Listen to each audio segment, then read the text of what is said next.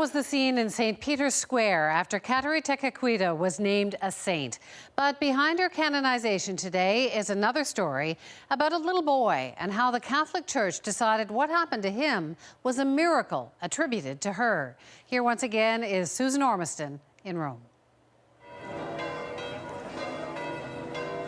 Early morning in St. Peter's Square, the bells foretell some saintly business. Canadian Catholics flood in to find a place. Oh, Canada! The Carmelite Sisters and 1,600 other pilgrims, mostly from First Nations. A Mohawk woman from the 17th century will receive the Church's highest honor. Pope Benedict XVI is making her a saint. My great-grandparents used to always talk about Kateri. They wanted to see her canonized. And all our elders have been praying for years and years. They said, it'll never come true this day. But here it is today. We're seeing it. Something I'll tell my grandchildren about. The LAZAREs arrived from Quebec just yesterday.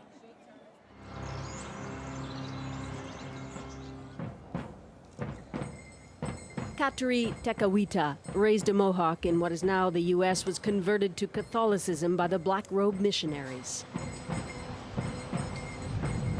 She settled in Ganawaki, now Quebec, where she died in 1680.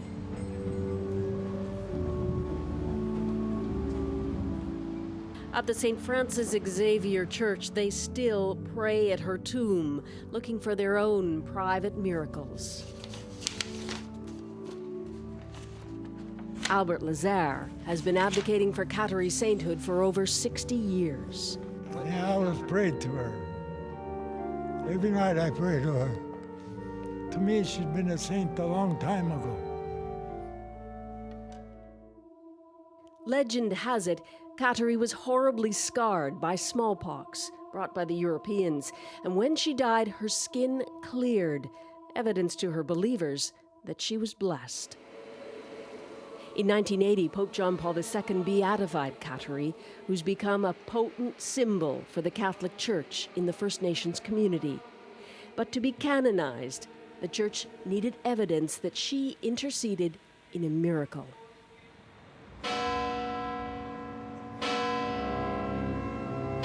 Saints are revealed, not chosen according to the Church. Kateri's miracle came in the form of an American boy, Jake Finkbonner. With his family, he was invited last night to a prayer service in Rome's cathedral. It makes sense now. It does. For whatever reason, Jake was just, he was lifted up. For Jake, his role it's been defined that he's here to make her a saint. Back in 2006, Jake was playing basketball. On a layup, he cut his lip. Henry! Nice shot, Henry. By the next day, his face was so swollen he couldn't open his eyes. A flesh-eating bacterium, Strep A, was consuming his skin.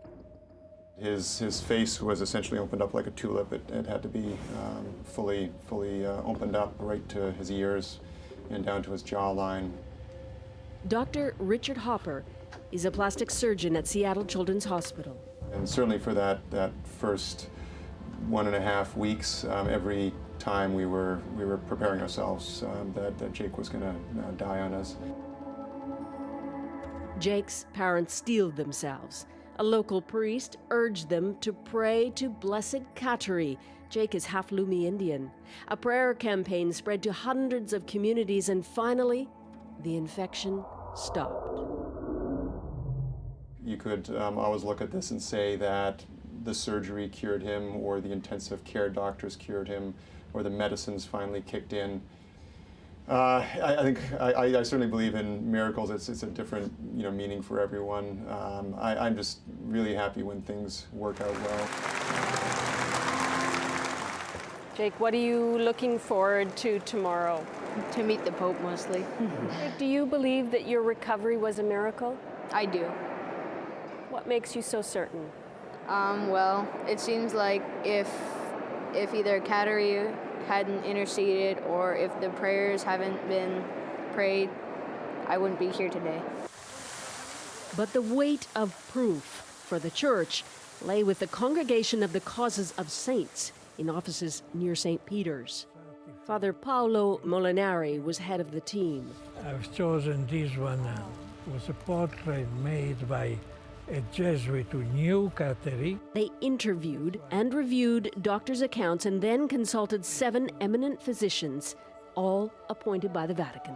According to the level of medical science of today, this cannot be considered as something that the human science explains. But what if something in the future explains it? That's why I insisted on the fact that according to the level of today,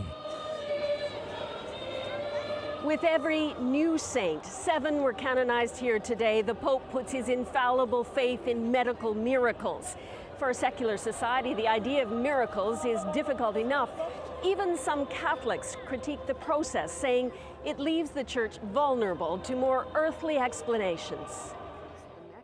John Cornwell is an author, a Catholic, and a fellow at Cambridge University. Unfortunately, many of the miracles that we see in modern times, as supported by the Vatican, are not carrying with them some kind of religious significance. They're all about the sense of power, and manipulation. Do you think saints based on medical miracles is a practice that should continue within the Church?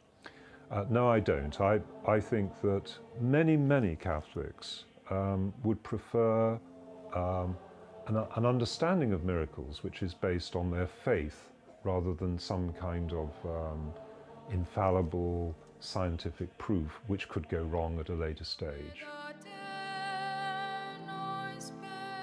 Kateri Tekakwitha was born in... Blessing Saint Kateri today serves the Church's modern mission Saint Kateri protects Canada to try and soothe deep wounds from residential schooling and abuse.